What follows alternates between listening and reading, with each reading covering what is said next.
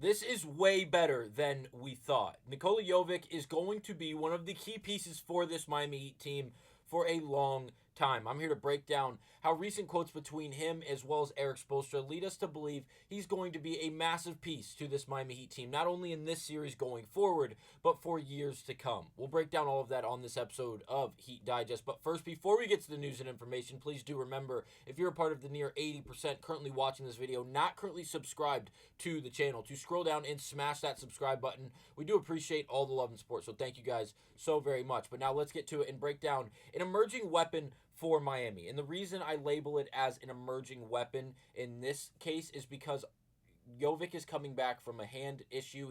I believe he fractured his hand or broke his hand earlier this season. He is now returning, and in doing so, he's really just being thrown in to playoff basketball against a very competitive team in the Cleveland Cavaliers, who have obviously been good not only all season long, but through the first two games of this first playoff series, or first round playoff series, against this Miami Heat organization. Now, Ira Winderman went on to post this article on X saying how Spoelstra's tough love created Nikola Jovic's Heat playoff moment. He tags the article and then goes on to say, excuse me, will there be more in Game 3? Now, before we even get into the depth of this article and some of the quotes from Spolstra as well as Jovic is someone who's very, very interesting. And the reason I say that is because he is 6'10". He has a unique skill set. And I'm not going to say I'm going to compare him to Kevin Durant, because Kevin Durant is one of the greatest scorers to ever touch the basketball. But there are a lot of similarities. Jovic is 6'10". He has the ability to shoot the three-point shot, whether it is off the dribble. We prefer it off the catch. But again, he can shoot it off the dribble. He can shoot it out of the catch. He can put the ball on the ground and handle it well, bring it up the floor and initiate offense, as well as going straight down, head down right to the basket and create contact, get to the free throw line, and finish a tough and one with a tough finish. That is something that is unique because of the size, and really the ability to dribble is one of the biggest standouts for Jovic's game. Again, being 6'10", with the size and the stature that he maintains, while still being so young and new into the game of NBA basketball. Yes, he is in his third season. We've only seen improvements. We've only seen Jovic go into 1 year, learn, gain a lot of knowledge, gain a lot of experience from either the players he's playing around on the floor with, or the coaching staff and Erik Spolestra and the rest of the great coaching that they have on this Miami Heat organization. Or again, just going out there and battling night after night and picking up bits and pieces as he goes along. And it's really been fun to watch, as Jovic, again, has so much potential and upside that it's fun to continue to watch him gain and just develop as a young man in the game of a professional game of basketball. Now, for the article, we're going to start with this quote. Offensively, Coach Erik Spolestra said, "We just look different when he's on the floor. He creates some stress with his skill." To the degree that the Cavaliers took notice in their harder than expected 121-112 Game 2 victory at Rocket Arena. Quote, "He's big. He gave them another big wing," Cleveland coach Kenny Erickson said. "He came in rebounding and making plays." In the game, Jovic was pretty damn good compared to Game 1, where he only logged 1 minute of playing time, which really was obsolete because he did nothing in it, because again, it was only 60 seconds of playing time. In Game 2, off the bench, he played 25 minutes of basketball. He did not shoot all that well, but he did not let that faze him. He was still wildly aggressive, and he was very open to the idea that regardless of whether or not this shot goes in, I'm still going to look to be aggressive later in this game, every time down the floor. Ended up shooting 4 of 12 from the field, 1 of 8 from behind the three-point line, which again, like we mentioned earlier, is not a great shooting percentage. He did not shoot the ball all that well, and he didn't shoot it great in any facet, but he continued to be aggressive, which is something this Miami Heat team desperately needs. It needs another scoring threat. It needs more size, especially competing against a team in Cleveland that has such great size and length throughout the entirety of their lineup, not only in the starting five, but going into their bench. They maintain a lot of great size and a lot of great rebounding ability in doing so. And again, Jovic not only brought that offensive firepower and threat despite not hitting the shots, but also he was a great all-around player. 8 rebounds, 2 assists, while only turning the ball over twice with a positive plus-minus, one of the few plus-minuses in the positive range for this this Miami Heat team in this game against the Cleveland Cavaliers. Now, could we expect him to shoot the ball as many times in Game 3? Absolutely. And if he's knocking down this shot, the shot, look for him to shoot even more. Regardless, he might shoot 10 threes if he knocks down 3 or 4 of them compared to when he shot 1 of 8 from the field in Game 2.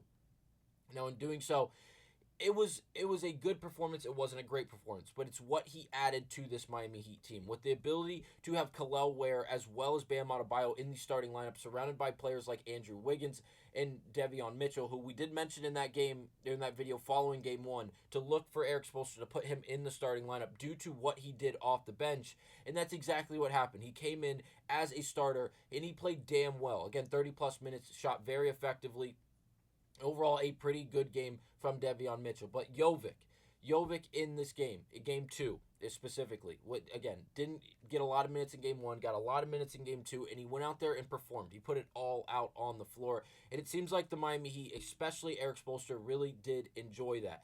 Now, this piece of the article goes on to discuss when Jovic first got brought up to the Miami Heat, and him and Coach Erik Spolestra didn't have the greatest relationship in the sense that Erik Spolestra was very tough on Jovic. He was very tough on him, and it resulted in a lot of tough love that pushed Jovic in the right direction, pushed him in the correct direction in the sense that he accepted the challenge. He accepted the Miami Heat culture. He went out there and he worked. He worked every day. He worked on not only with his own personal skill set, but alongside his teammates to get better, not only as a teammate, but as an individual pro, to then gain the knowledge, gain the experience. And it did help having a legend in Goran Dragic go out there and really vouch for you and tell Erik Spolestra, as well as the rest of the Heat organization, that this kid has special talent. He has special capabilities, not only with his size, but his skill set. He has a lot of abilities for this Heat team if they go out there and use him. Now, Jovic went on to say, I'm really grateful, Jovic said, on his relationship with Spolestra. Coach Spo this year was really real with me. Again, that tough love that we just acknowledged from the last quote, where, again, he pushed Jovic. He didn't just let him roll over and say, oh, you got by, you played decently well tonight. No, we want to see more from you. We know your potential. We know your capabilities with your size, with your skill set. We expect more from you, and we want to see you continue to go out there and perform hard and be very active on the floor. Jovic felt he did not do nearly enough to please in Game 2. Quote, I wasn't smart enough, he said. I got to be better. Quote again, the stuff I did at the very end was really unacceptable. I really did cost us the game. I just got to be better. This is my 3rd year. I'm not a rookie anymore. So again, Jovic taking some accountability, understanding that he wasn't perfect in Game 2, despite being aggressive and looking for his shot, and being the guy that really the Miami Heat were looking for in the sense of overall aggressiveness was great, but the overall production was not there due to the lack of shooting percentages. And with that, it feels like Jovic has learned from that, and he's going to be ready to accept the challenge in Game 3 when we all know he's going to be a substantial piece in that game for this Miami Heat team, as he has to be, as Andrew Wiggins and players like Tyler Hero are solely trying to carry this team. Players like Andrew Wiggins as well as Bam Adebayo have been close to non-existent on the offensive end of things for this Miami Heat team, and they aren't going to have a chance, like in the first 2 games, aren't going to have a chance in the following 2 games if these players do not pick it up. Jovic can only do so much, as well as Tyler Hero playing alongside of him. Even if Jovic and Hero didn't miss a shot all night, it's still going to be hard to compete with this Cleveland Cavaliers team if Bam Adebayo and Andrew Wiggins, as well as even Kelly Ware, are doing little to nothing on the offensive end specifically. Because, again, the powerhouse that Cleveland has on their side of things. It's going to be interesting. I think Jovic is going to be a Miami Heat player for a long, long time going forward, not only because of the age, but the skill set that he maintains and the overall upside. Let me know down below what you guys think about Jovic and whether or not you would like to see him in a Miami Heat jersey for years on to come. Thank you guys for watching. I'll see you on the next one.